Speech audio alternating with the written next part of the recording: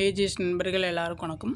இன்றைக்கி வந்து நம்ம என்ன பார்க்கலான்னு பார்த்தீங்கன்னா, பொது மற்றும் தனியார் துறைகள் சரிங்களா. எக்கனாமிக்கில் வந்து நம்ம ஒன்லைனர் வந்து பார்க்கலாம். நம்ம சேனலில் பார்த்தீங்கன்னா ரெகுலராக வந்து ஒன்லைனர் வந்து அப்டேட் பண்ணி கொடுத்துட்ருக்கோம்.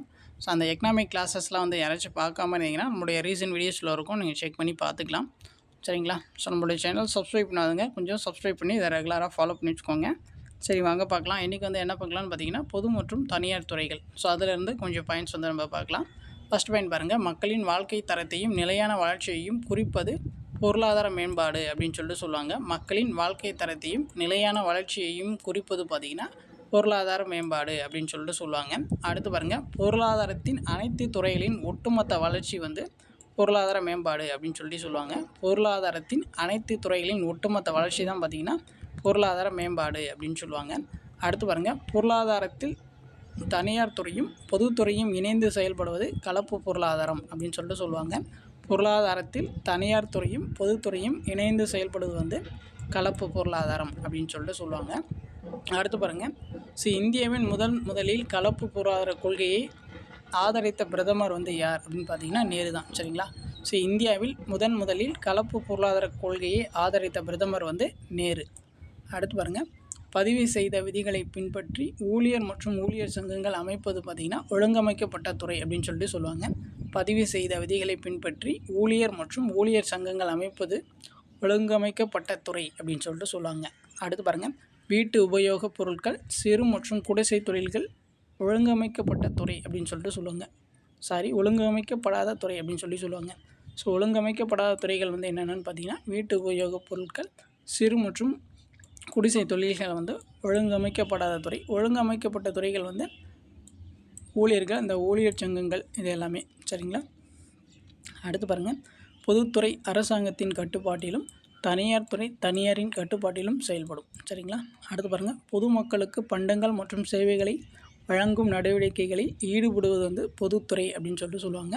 பொதுமக்களுக்கு பண்டங்கள் மற்றும் சேவைகளை வழங்கும் நடவடிக்கைகளில் ஈடுபடுவது வந்து பொதுத்துறை. அடுத்து பாருங்கள், இந்தியாவின் பொதுத்துறை நிறுவனங்களின் தந்தை அப்படின்னு சொல்லிட்டு யாரை சொல்லுவாங்கன்னு பார்த்தீங்கன்னா டாக்டர் வி கிருஷ்ணமூர்த்தி வந்து சொல்லுவாங்க. இந்தியாவின் பொதுத்துறை நிறுவனங்களின் தந்தை வந்து டாக்டர் வி கிருஷ்ணமூர்த்தி சரிங்களா. அடுத்து பாருங்கள், பொதுத்துறையை வலுப்படுத்த அமைக்கப்பட்ட குழு வந்து எது அப்படின்னு பார்த்தீங்கன்னா டேன் குழு சரிங்களா. பொதுத்துறையை வலுப்படுத்த அமைக்கப்பட்ட குழு வந்து டேன் குழு. அடுத்து பாருங்கள், பம்பாய் திட்டம் கொண்டு வரப்பட்ட ஆண்டு வந்து 1940. பம்பாய் திட்டம் கொண்டு வரப்பட்ட ஆண்டு வந்து 1940. அடுத்து பாருங்கள், முதல் தொழிற்கொள்கை தீர்மானம் நிறைவேற்றப்பட்ட ஆண்டு வந்து 1948. முதல் தொழிற்கொள்கை தீர்மானம் நிறைவேற்றப்பட்ட ஆண்டு வந்து 1948. இந்தியாவில் திட்டக்குழு அமைக்கப்பட்ட ஆண்டு வந்து மார்ச் 1950. இந்தியாவில் திட்டக்குழு அமைக்கப்பட்ட ஆண்டு மார்ச் 1950. அடுத்து பாருங்கள், தொழில்துறை சட்டம் இயற்றப்பட்ட ஆண்டு 1951. தொழில்துறை சட்டம் இயற்றப்பட்ட ஆண்டு 1951. அடுத்து பாருங்கள், இந்திய பொதுத்துறை நிறுவன தொழிற்கொள்கை தீர்மானம் கொண்டு வரப்பட்ட ஆண்டு. இந்திய பொதுத்துறை நிறுவன தொழிற்கொள்கை தீர்மானம் கொண்டு வரப்பட்ட ஆண்டு வந்து 1956 சரிங்களா.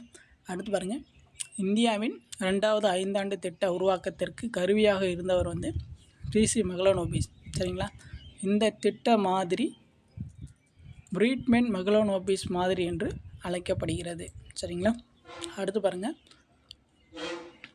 இந்திய புதிய பொருளாதார கொள்கையை மேற்கொண்ட ஆண்டு 1991. இந்தியா புதிய பொருளாதார கொள்கையை மேற்கொண்ட ஆண்டு வந்து 1991.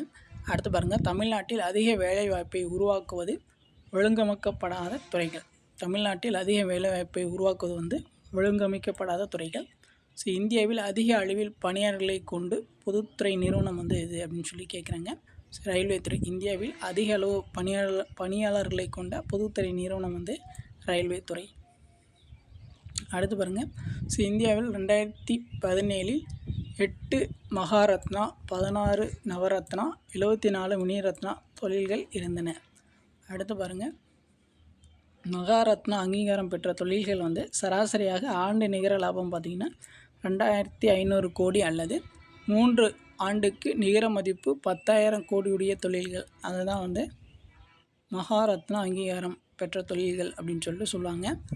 கொஞ்சம் எக்ஸாம்பிள்ஸ்லாம் கொடுத்துருக்காங்க பாருங்கள். எண்ணெய் மற்றும் இயற்கை எரிவாயு ஆணையம், தேசிய அனல் மின் கழகம், இந்திய இரும்பு ஆலை ஆணையம், பாரத மின்புகு நிறுவனம், இந்திய எண்ணெய் நிறுவனம், இந்திய நிலக்கரி நிறுவனம், கெயில் நிறுவனம், பாரத பெட்ரோலிய நிறுவனம்.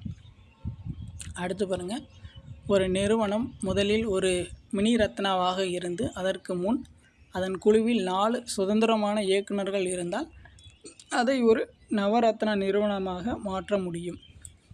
அடுத்து பாருங்கள், நவரத்னா அங்கீகாரம் பெற்ற தனியார் மயமாக்கப்பட்ட நிறுவனங்கள் வந்து என்னென்ன அப்படின்னு சொல்லி பார்த்தீங்கன்னா IBCL, BSNL அப்படின்னு சொல்லிட்டு சொல்லுவாங்க.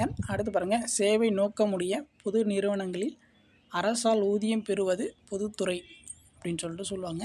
அடுத்து பாருங்கள், லாப நோக்கமுடைய நிறுவனங்களின் உரிமையாளர்களால் ஊதியம் பெறுவது தான் பார்த்திங்கன்னா தனியார் துறை அப்படின்னு சொல்லிட்டு சொல்லுவாங்க. எக்ஸாம்பிள் பார்த்திங்கன்னா டாட்டா வந்து கொடுத்துருக்காங்க.